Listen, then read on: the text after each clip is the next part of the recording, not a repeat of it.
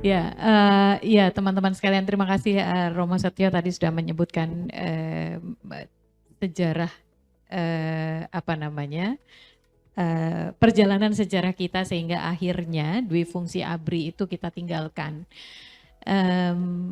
Kalau secara bercanda dulu saya pernah bertanya kepada Gus Dur, kenapa kok TNI dipisahkan dengan polisi begitu? Bercandanya beliau menjawabnya gini, karena ada mabuk darat, laut, dan udara tapi nggak ada mabuk polisi. Gitu. Itu jawaban bercandanya begitu ya. Jadi kayak iklan Antimo zaman dulu kan soalnya gitu. Tetapi eh, mengapa bagi Gus Dur waktu itu yang tadi dibayar dengan kemudian moncong panser menghadap istana pada masa itu adalah karena Gus Dur meyakini betul demokrasi itu mensyaratkan supremasi hukum dan supremasi sipil. Dan ketika supremasi sipil ini tidak terjadi, maka demokrasi tidak akan bisa berjalan. Itu yang utama tentu saja. Bagaimanapun ketika ini saya sambil saya membuka catatan membuka artikel-artikel yang ditulis oleh Gus Dur tentang difungsi ABRI.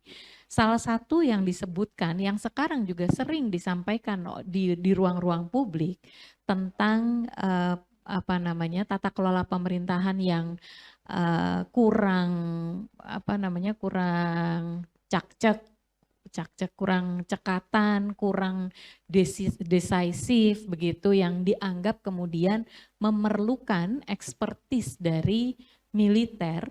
Itu menurut Gus Dur itu adalah salah kaprah pandangan tentang dwi fungsi pada masa lalu gitu. Pandangan bahwa tanpa militer persoalan tidak bisa diselesaikan atau tata kelola pemerintahan tidak akan berjalan dengan baik. Itu adalah kesalahan pandangan yang fatal, yang fundamental begitu. Dan dampaknya kita tahu bahwa Angkatan Bersenjata Republik Indonesia tidak digunakan untuk mempertahankan negara, tetapi untuk menghadapi rakyat. Itu yang terjadi. Nah, alasan kedua Gus Dur waktu itu adalah tentu pengalaman pribadinya yang sedemikian mencekam selama masa dwi fungsi ABRI. Saya yakin kalau yang ada di sini, saya rasa mengalami masa-masa itu.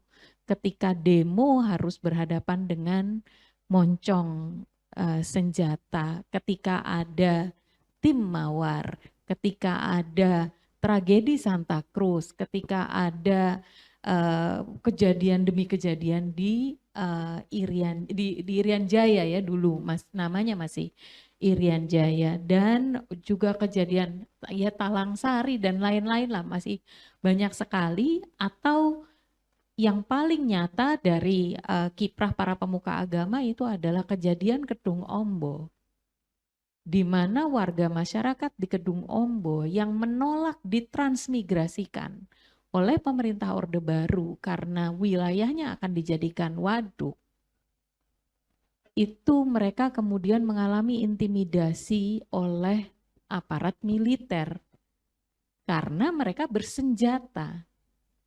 Nah, hal-hal ini yang membuat kemudian kita menyadari betul bahwa dwi fungsi itu, angkatan bersenjata itu tidak boleh masuk ke ruang sipil karena bersenjatanya itu.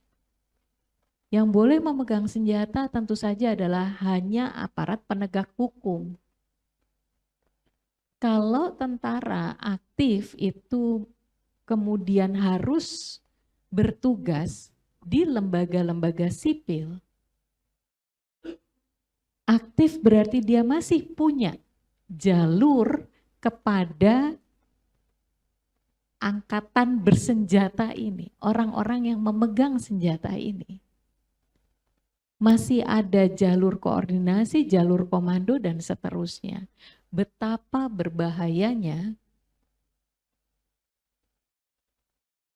ketika nanti rakyat tidak berkehendak yang sama dengan penguasa.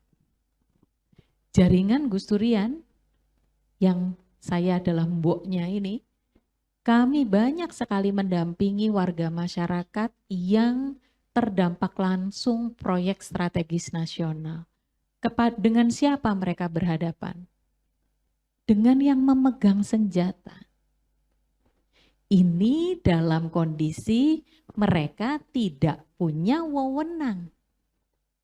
Nah, kalau diberikan jalur ini, akses ini, maka kehadiran mereka kemudian menjadi legal. Inilah yang membuat kami tentu saja berpandangan bahwa RUU TNI, revisi RUU TNI harus justru digunakan untuk memperkuat profesionalitas, bukan untuk mengembalikan peran-peran tersebut. Walaupun namanya bukan dui fungsi ABRI, tapi kalau esensinya membawa senjata ke ruang sipil itu sama saja. Dan inilah yang ingin kita ingatkan. Jangan sampai kita kembali justru mengulang kesalahan yang sama. Dulu 32 tahun kita harus berjuang untuk mewujudkan supremasi sipil dan supremasi hukum, bukan supremasi senjata. Jangan sampai kita kemudian justru menegasikan pengalaman 32 tahun itu dan memberikan ruang. Ruang itu tidak akan dipakai sekarang, tapi pintunya sudah dibuka, dan itu yang paling berbahaya. Terima kasih.